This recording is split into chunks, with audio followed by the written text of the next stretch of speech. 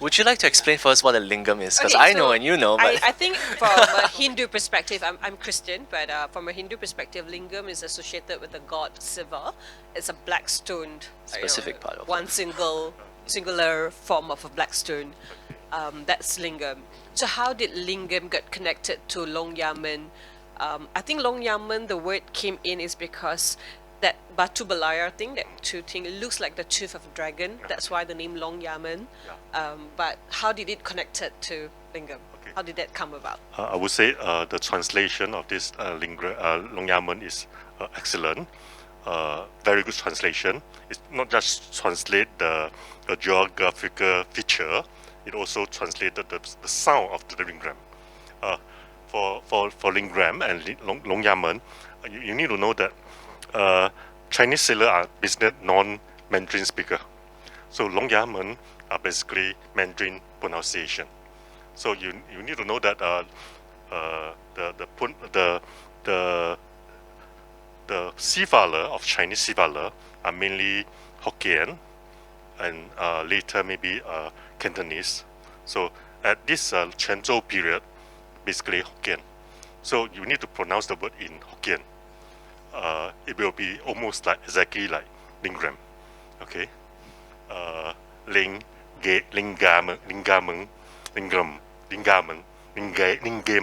something like this. Okay, I'm not Hokkien, so but I try to pronounce the word in Hokkien. Okay. Hopefully, I answer your question. I was just having the picture behind my mind. It's like Longyamen and lingam. The lingam's that, I mean, the feature of a lingam, and that Longyamen totally is not related. So that's why the question. Okay. Well, thanks for the fantastic question. I think we have another audience over there.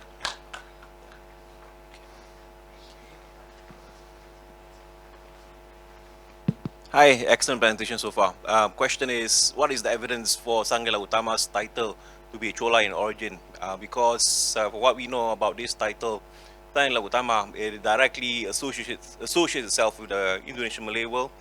If Sanggila Utama had associations with the Chola dynasty, then it would reduce his associations with the Bintan area, where his power base is after he migrated to marry the royal persons there, which made Singapura a very important base for this new association with the Bintan area. So this is something which is curious. For the first time I heard about this connection of the Chola and Sanggila Utama connection here, that it is a Chola title in origins. What is your evidence for this? The Chola title is the Trebana. What's that called? The king of the tree, the lord of the tree world. Yes. The heaven present, and then yeah. But, so for Utama, I'm just saying that no, I didn't say this is a Indian title, Chola title. It's just a common name. Utama. It's just a common name. Because Malays, even at that point in time, have been localizing a lot of Indic terms. Does not really show that there's direct pinjam, borrowing from India. We do localize a lot of terms here. So again, the Chola evidence, we need more of it. Okay, so I'm just suggesting that this is quite a common name in Chola. Okay. So this is probably one of the reason, and one of the reason is probably because they are related to Chola. The lawyer family related to Chola. Thank you. At that time. All right. And does anyone have any questions? You guys can raise your hands, and we will pass the mic to you. Okay, I see one gentleman has a question over here, and then we'll pass on to the next person. Yeah, thank you very much. Thank you very much. Thank you again for the excellent presentation. My question is the role of Orang Laut here, because that Wang Tangyang record is very important. Shows that Longyamen is the central area for the placement of ships, but there's no mention of these kind of ships, right? Whether they are prahu, small ships, big ones.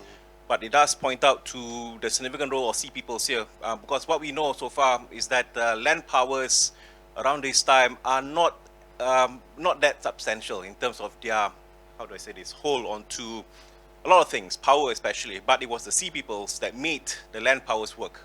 This is where I think the continuities of Srivijaya and other maritime kingdoms are seen in the continuities of how Singapore operated. The question is there any mention in the sources about the sea peoples here, the orang laut? How would they mentioned?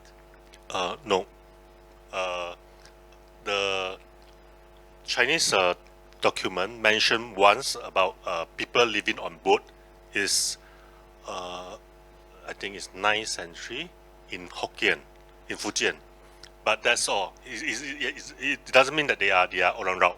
It just mentioned that these people live on boats, and at that time, Hokkien or Fujian was quite undeveloped, so you can see still some natives still living there. So that's all. So but Chinese probably cannot recognize orang rau and cannot differentiate the difference between orang rau and Malay or others. That's the Pacific footnote. It was really orang laut that pointed out to Malacca as the next place for Singapore. So this is also very important footnote, I think, for us to recognize. Okay, thank you. Fascinating. All right, thank you. Does anyone have any other questions for Prof? I think he has a massive in-depth knowledge of the pottery and other areas. Over there. Because of the mercury jar, I was wondering that what is the size of the mouth of the mercury jar? Again? The size of the mercury jar or the Oh, yeah. okay. The size, is it? Yeah, the size of the mouth. Okay. The normal size is about like this. No, the mouth of it. The mouth of it. The mouth. Yeah. Like this. Yeah, because I remember because I was involved in the excavation sites, so I remember that the mouth is so small, and we haven't found so much about the cover as usual in the photo. So I'm a bit doubtful when you show me it's the same type of jar. I doubt about that. Oh no. That the photo that I showed is not the same items. That was another type we call Maritime in China, but that is the same vessels for containing the wine. Okay. Yeah, but I think it's good if you can explain to us rather than just say the same thing. Yeah. Oh, okay. Okay, thank you for that. Question at center of the audience. Yep. Okay.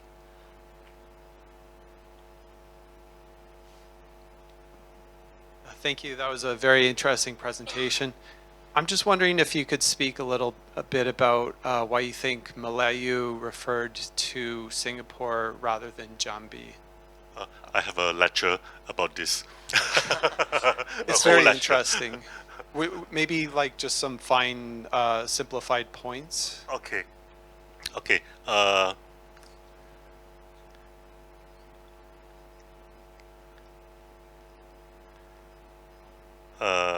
What was it? Okay. The Yi Jin, there's a document on this written in 672. It mentioned that he go from this Vijaya. He used the word 佛寺, not sleep 佛寺, but 佛寺. So I just use the word Vijaya. He mentioned that he, after leaving, he learned this Indian actually Sanskrit grammar in Vijaya for 6 months, and then he traveled to Singapore with the ships provided by the Vijaya king. Okay, to this Malayu.